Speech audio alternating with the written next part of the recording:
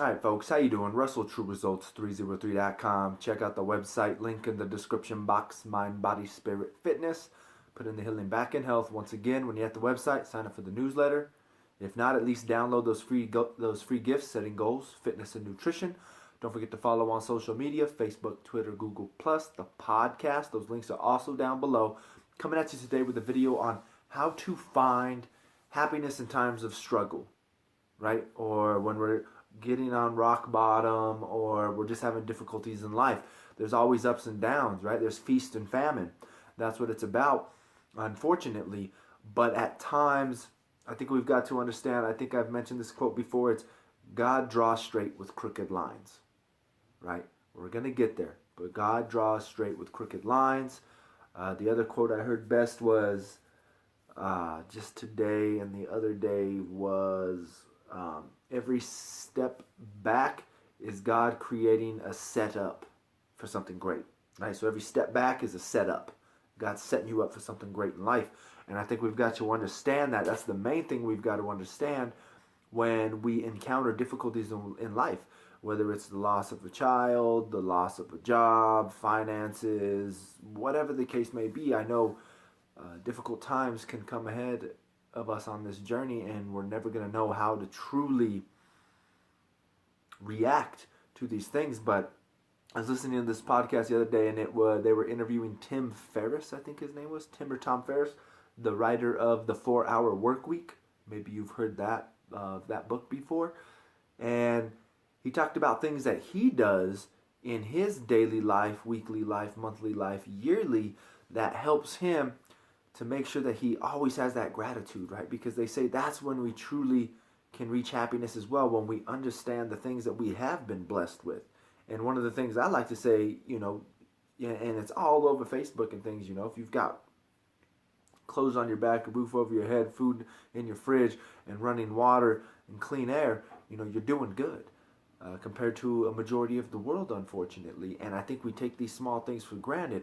But when we are able to actually have gratitude, when in times of struggle, that's when we're going to have, we're not going to get stuck, and we're going to be able to climb out of those holes and those downfalls and those pits that we might encounter.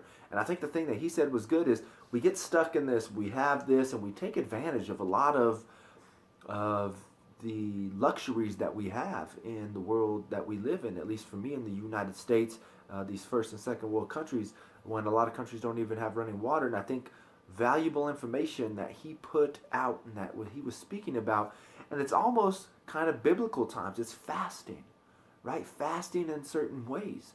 And this is what's going to give you that gratitude, or be able to handle difficult times when you encounter them. And some of the things that he talked about was, once a month I try to go do a 72-hour fast. Would that be 72? Maybe not. Let's see, 24, 48, 72-hour fast, right? So just 3 days where he doesn't eat and he doesn't drink anything, right? Even though he has money and he has success. And to me it makes sense, right? 3 days out of the month I'm not going to eat anything, to not get too used to having those luxuries around, because they're not always going to be there, right? You're not always going to be successful and a superstar. There's that quote of 15 minutes of fame. You had your 15 minutes of fame. You're not always going to be that successful and that rich. Another thing he said he did was, 1 to 2 days a week, he'll just eat beans and rice, or just like ramen noodle or something along those lines. So another, once or twice a week, he's making sure that he's just eating really, really cheap foods so that he himself can understand and still have that appreciation for the simple things in life. So, I think that's valuable information and something that we need to start understanding, right? It's that luxury of, it's a television and we can watch it. It's YouTube and we can watch it. It's our phone and we can watch it.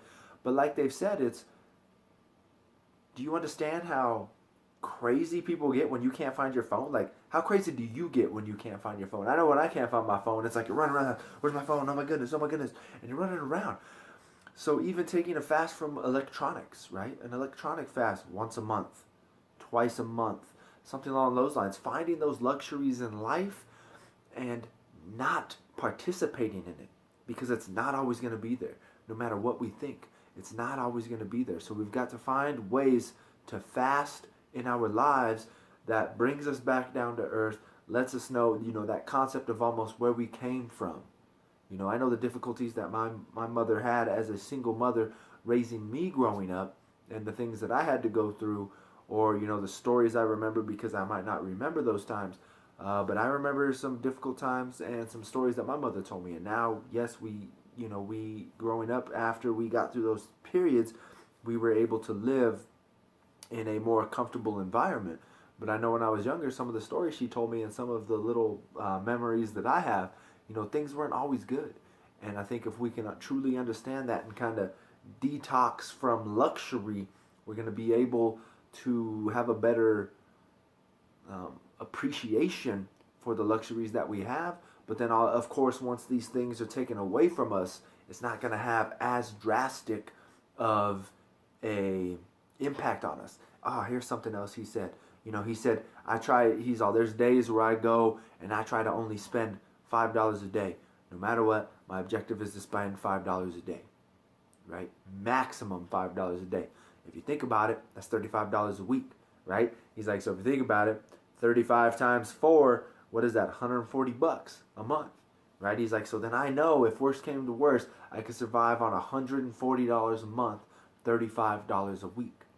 And those small little changes and adjustments, if we can do those every once in a while, it brings us back down, right? Kind of humility, humbles us. And remember what humility means. I've brought this up and I've heard it best.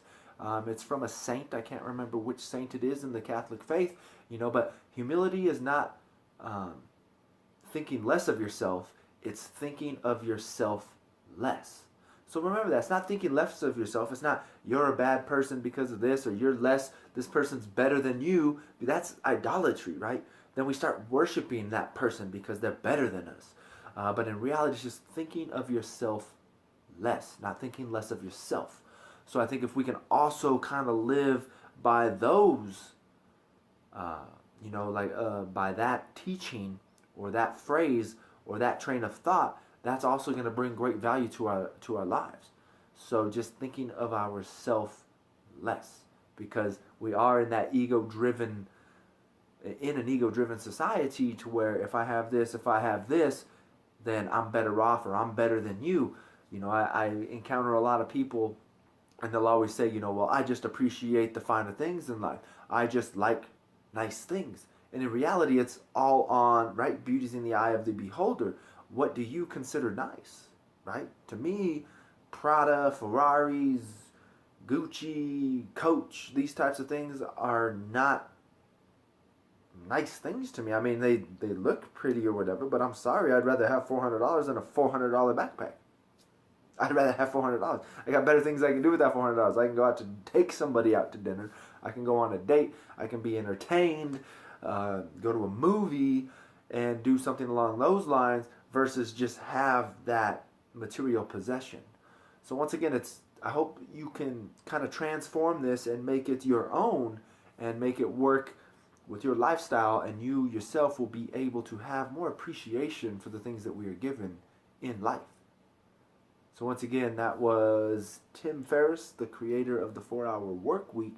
And I think it's just valuable information that we can carry along. I think we always say these things within our own minds, right? We think these things, we try to live them, we forget them. And if we can get this out here and you can look at it at least and listen to it, hopefully it's going to be a reminder, right? It's like I've said before, knowledge is not power. Knowledge applied is power. It doesn't matter how much I know, if I'm not applying it to life and to real life situations, then it does me no good. It does you no good to have that knowledge and that power, because we're just bottling it up, throwing it away. So once again, I hope this helps. Don't forget to follow on social media, Facebook, Twitter, Google+. The podcast is out there. Subscribe to this channel. Share and like these videos.